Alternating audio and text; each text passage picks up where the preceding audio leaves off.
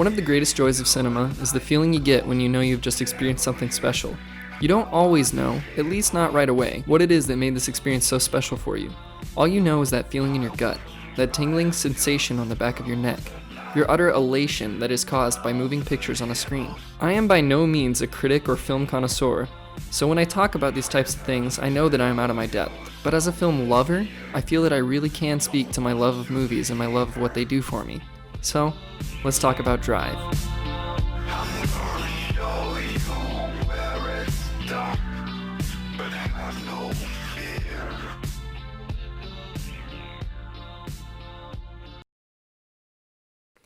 Drive is a 2011 thriller and character study starring Ryan Gosling and directed by Nicolas Winding Refn, a Danish director and screenwriter known for his distinctive style of filming that makes large use of neon lighting and atmospheric music, most commonly utilizing vaporwave.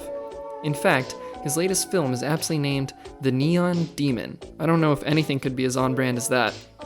Refn is not necessarily a prolific director, having only 10 directorial credits of feature-length films to his name. He was featured as a writer on 12 films as well, many of them being the same films that he directed. His artistic vision is more than present in Drive, the bright neon lights completely caking over Gosling's face as he rolls down the boulevards of Los Angeles, as if the lights themselves were makeup, bleeding on and off of Gosling's face like Watchmen's Rorschach. The funny thing about Refn is that this isn't really his project. When it comes to what both critics and normal viewers love about Drive, currently sits at a 92% fresh critic score and a 79% average audience rating on Rotten Tomatoes, Refn really isn't at the helm. Hossein Amini is a screenplay writer from Iran, having moved to England when he was 11 years old. He has been writing for screen for a long time, his first credit being a 1989 short about a woman hiring a hitman to kill her husband, called Catch. From there, Amini went on to write a couple of TV movies and finally make it to the big screen in 1996 with his first feature-length writing credit being for Jude, a movie about patrilineal incest. That's not a joke, by the way. He went on to write for a few smaller movies until Kill Shot in 2008, starring Mickey Rourke, and Shanghai in 2010, starring John Cusack. The very next year, Drive was released in theaters, and suddenly, the Iranian writer that could was catapulted into the big leagues. From Drive, Amini went on to write for Snow White and the Huntsman and The Snowman, two Hollywood blockbusters that, while not the best, showcased his penchant for storytelling. Amini's writing style is one that greatly complements stylistic direction. When talking about the first 26 scenes of Drive, which feature absolutely no dialogue, Amini says, "That's what I think screenwriting is, silent storytelling, and everyone assumes it's dialogue-based. This is why the scene that kicked off this video is so impactful, because it tells a story solely through the mind of a writer without telling you anything. You see Gosling's character's struggles in the way he drives. You see his confidence in the getaway, as well as his willingness to be better when he rides through the night, with Kavinsky's masterful vaporwave soundtrack setting that state of mind for you." When asked about the first 10 pages of the script and how it was to write, Amini had this to say: "With the way that's structured, after the first 10 pages with Ryan Gosling's character, it is a very slow build. So I wrote the first 10 pages like that so I could write the next 30 quite slowly. Those first 10 pages bought me time to let an audience and reader think, well, something else like that beginning is going to happen. I'm prepared to wait 30 pages for it. If I'd have started with him walking to the apartment and meeting her, and you don't know what he does really, I would have lost the audience." These are the words of someone who really understands an audience and really gets how to make them truly feel something. Well, since we're already on the topic, let's talk about that opening scene.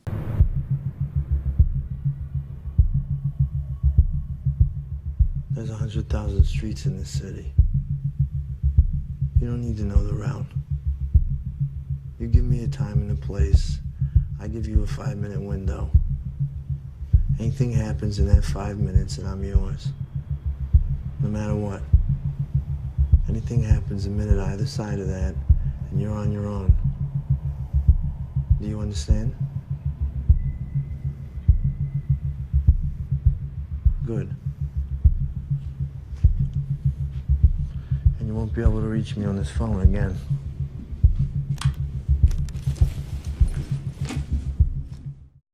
Gosling's driver is a complicated character.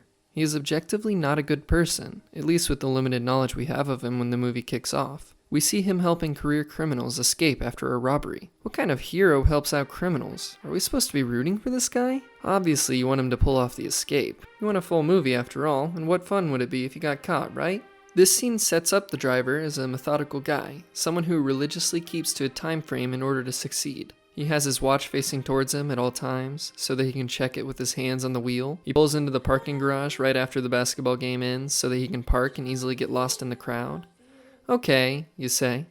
But what are you trying to tell us? That his successful getaway makes him a good person? And to that I'd say, no, I'm not saying that at all. What I'm trying to convey here is that Drive is a story about a guy who has his life planned out to a T. It's not the most glorious life, but it's how he likes it. He does what he's good at, he earns enough money to get by, and he retains an amount of privacy that is rarely afforded to someone like him. And then he meets a girl that he really likes, and she really likes him too, and they get along great. He's happy, his life is good. And then that girl's husband gets out of prison, and the driver's life falls apart. Suddenly, Oscar Isaac shows up, and you expect him and the driver to be enemies, but somehow, against all odds, they become friends. The driver isn't used to friends, except for Bryan Cranston's character, but I'll talk about that in another video. And now, one has been forced upon him due to his relationship with that dude's wife. Although his life has now been deregulated and thrown into chaos as a result of this new friendship, a new road has opened up, one that can take the driver down an unexpected path, a path of redemption. If you're watching this video, then I'm assuming you've watched Drive and are here because you want to celebrate this movie as much as I do. So, I don't need to spell it out for you that the final couple acts of this movie are a saga of redemption. Not revenge, not vengeance, just a man finding his place in the world as a hero. As the song says as he rides away into the night in the final scene, the driver has become a real human being, a real hero. He was a criminal, and he aided criminals. Those close to him died due to things he had no control over. He was violent and killed people, even in front of the love of his life. But in the end, he's vindicated.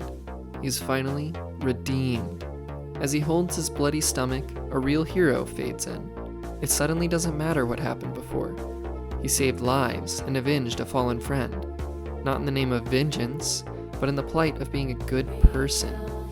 It is surprisingly easy to see the driver as a psychopath at this point. He killed multiple people in very violent ways with no emotion even showing on his face. But we know that's not who he really is. We know that he had no choice. That the only way to save the only people in the world that he even cared about was to kill everyone.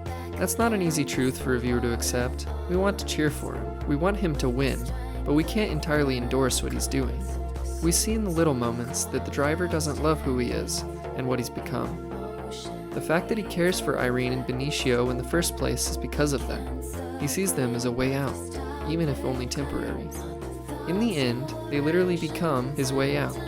The driver leaves behind the bag of money, refusing to be a criminal anymore, refusing to be the bad guy in the story. He has become the hero of someone else's story. And I think what the fade into a real hero tells us in the end is that he finally has become what he's been striving for all along. A real human being. Nothing is exactly how he wants it. Timing fails and things happen that ruin the plan. He doesn't get the girl in the end. He finishes this story alone, driving to God knows where, in search of a future. The driver doesn't get a glorious ending, and he didn't live a glorious life, but at least he can know that what he did changed someone else's life for the better. Drive is a movie about self-sacrifice, about being a better person. Everyone has a past. Everyone's a little, or a lot, messed up, but that doesn't mean that we can't strive to be better. We can all be redeemed.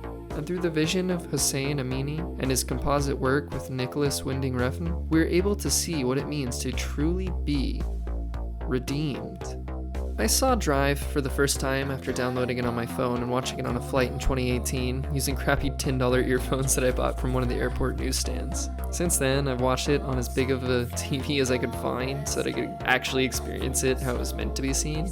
Rarely have I ever had my heartstrings pulled at like that, except for when I was watching Drive, especially not with loud airplane static and a tiny screen being my medium to experience it through. Watching it in a surround sound room on a large TV really cemented for me that Drive was my new favorite movie.